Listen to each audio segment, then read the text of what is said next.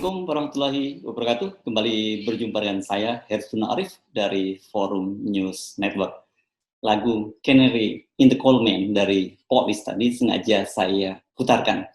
Saya diingat oleh seorang teman bahwa lagu tadi bisa menggambarkan situasi Indonesia saat ini di tengah kita mengalami pandemi.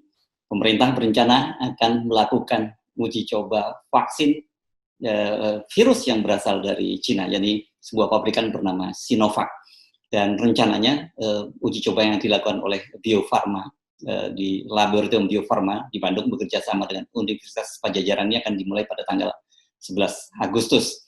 Dan lagu Canary in the Coal Mine tadi menggambarkan situasi saat ini karena Canary in the Coal Mine atau burung kenari di tambang batu bara itu adalah suatu kebiasaan di Inggris pada tahun yang dimulai pada tahun 1911-an begitu, yang di mana para penambang biasanya mereka membawa burung kenari di dalam sangkar. Dan burung kenari ini karena dia seperti burung-burung lainnya juga sistem pernafasannya berbeda dengan binatang yang lain. Burung kenari punya dua sistem pernafasan. Secara sederhana digambarkan bahwa burung ini sangat sensitif bila ada gas beracun yang muncul dari tambang. Jadi ketika burung itu kemudian mulai ada tanda-tanda mau mati, mulai lemas, maka para penambang bisa segera melarikan diri. Apa hubungannya dengan uji coba vaksin virus yang akan dilakukan oleh Bio Farma tadi? Sekarang ini pemerintah sedang mencari, atau lembaga Bio Farma tepatnya mencari 1.620 orang relawan. Dan sejauh ini katanya mereka sudah mendapatkan 500 orang relawan. Jadi relawan-relawan ini akan disuntik vaksin tadi untuk melihat apakah obat ini atau manjur atau tidak. Jadi katanya sebenarnya proses ini cukup aman karena uji klinis tahap pertama dan tahap kedua, yakni soal keamanan obat sudah dilakukan oleh Cina.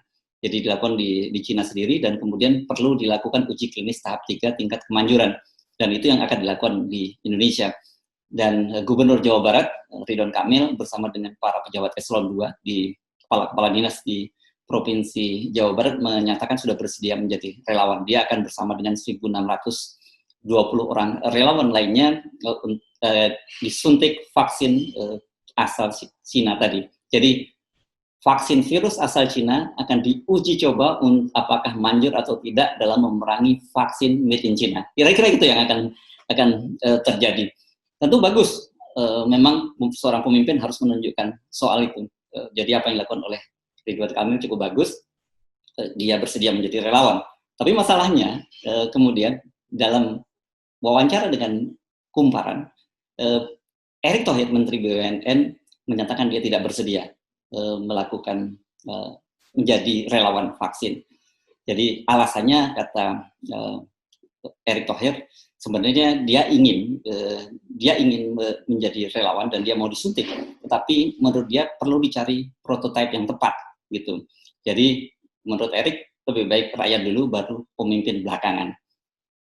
Apa yang dikatakan oleh Erick, sampaikan oleh Erick ini tentu saja merupakan sinyal negatif kepada publik. Sebab bagaimanapun juga Erick adalah saat ini di luar Presiden Jokowi, dia adalah orang yang paling bertanggung jawab terhadap penanganan COVID, bukan hanya dari sisi kesehatan tapi juga dari sisi ekonomi. Dia ditunjuk sebagai Komite Penanganan COVID dan Pemulihan Ekonomi Nasional oleh Presiden Jokowi. Dan kemudian kalau dia menyebut soal prototipe, apa yang dia maksud prototipe? Karena kalau tidak salah, di pemerintah hanya menyatakan yang dicari bersedia menjadi relawan, pertama dia berbadan sehat, dan kedua usianya itu antara 18 tahun sampai 59 tahun. Erick itu pada 30 Mei lalu usianya tepat pada usianya 50 tahun. Karena dia lahir kalau tidak salah saya tanggal 30 Mei 1970. Jadi Erick masuk dalam rentang usia 18 sampai 50 tahun. Secara fisik juga Erick kelihatan sangat sehat. Kita tidak meragukan itu. Kalau kita lihat senyum yang lebar, fisik yang bugar, jadi Erick itu adalah prototipe yang cocok. Sehat dan usianya di bawah 59 tahun. Bahkan Presiden Jokowi pun sebenarnya juga masuk dalam kriteria itu, karena beliau kalau nggak salah usianya sekarang tepat 59 tahun, dan tentu presiden kita tidak perlu ragukan kesehatannya. Mengapa para pemimpin ini harusnya menjadi contoh? Analogi yang dikatakan oleh Eric itu tidak tepat. Kalau dia menyatakan bahwa rakyatnya dulu baru pemimpin belakangan, itu adalah analogi yang diambil dalam situasi darurat ketika kapal akan karam. Biasanya nahkoda memberikan skoci dan sebagainya kepada para penumpang supaya mereka selamat. Setelah penumpang semua selamat, baru kemudian awak kapal. Dan biasanya nahkoda akan menjadi orang paling belakangan yang menyelamatkan diri dari kapal. Itu dalam situasi krisis. Tetapi dalam krisis pandemi tentu saja situasinya berbeda. Harusnya pemimpin yang lebih dulu, karena ini bukan soal selamat atau tidak selamat, tapi ini uji coba terhadap vaksin yang berasal dari Cina. Ada dua faktor setidaknya mengapa harusnya seorang pemimpin yang menjadi contoh dan dia menyediakan diri menjadi relawan. Pertama, tentu saja soal Cina. Kita selama ini sudah selalu menjadi olok-olok di sini bahwa apapun yang produk yang berasal dari Cina itu tingkat keandalannya diragukan, barang-barangnya cepat rusak dan sebagainya, dan sementara kalau obat-obatan tentu saja juga orang banyak meragukan itu. Mengapa? Ini bukan hanya sentimen di Indonesia saja, tetapi di dunia internasional. Sampai sejauh ini kalau tidak salah, dari 4 perusahaan penemu obat, yang 2 berasal dari Cina dan salah satunya dari Oxford, Sinovac ini baru diuji coba di 2 negara lain di luar Indonesia, Bangladesh dan Brazil. Ini 2 negara yang secara medis juga atau tingkat kehati-hatian, tingkat keamanannya juga rendah. Brazil tingkat penyebaran COVID-nya juga luar biasa tinggi, dan di sana ada seorang presidennya Bolsonaro juga yang terkenal selebor, ceroboh. Dia tidak pernah mau menggunakan masker gitu. Bahkan dia sampai terkena COVID dan untungnya dia sembuh. Sementara Bangladesh juga bukan negara yang cukup maju. Kita belum pernah dengar sampai sejauh ini ada negara-negara Eropa yang selama ini standar kesehatannya cukup ketat menggunakan produk dari Sinovac ini. Dan juga Sinovac ini kalau tidak salah dari pabrikan farmasi obat-obatan dia juga bukan pemain besar. Jadi artinya reputasinya juga belum cukup terpercaya. Nah, itu pertama. Yang kedua, nah ini yang menjadi cukup serius adalah tingkat kepercayaan publik terhadap pemerintah sendiri juga sangat rendah, terutama dalam penanganan COVID.